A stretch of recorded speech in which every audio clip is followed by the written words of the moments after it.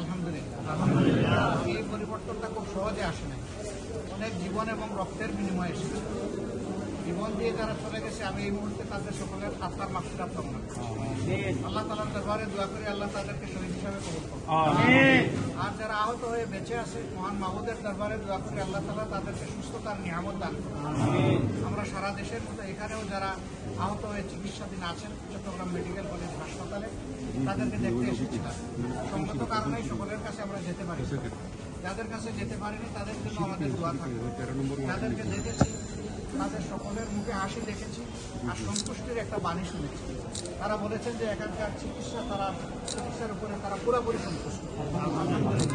তাদের এই সন্তুষ্টি আল্লাহ কবুল করুন এবং এখানে চিকিৎসা সেবায় যারা নিয়োজিত আছেন আল্লাহ তাআলা তাদেরকে তাইয়িব হায়াত দান করুন, তাদের যোগ্যতা বাড়িয়ে দিন এবং জাতির জন্য তারা আরও বেশি যাতে ভালো ভবিষ্যতে করতে পারে সেই তৌফিক দান করুন। আমরা দোয়া করি যে এত ত্যাগ এবং দীপিকার বিনিময়ে আমাদের যে পরিবর্তনটা এসেছে এটা যেন জনগণের কল্যাণে কাজে লাগে। একটা সরকার বিদায় নিল মানুষকে জ্বালাতন করে, আরেকটা সরকার যেন না আসে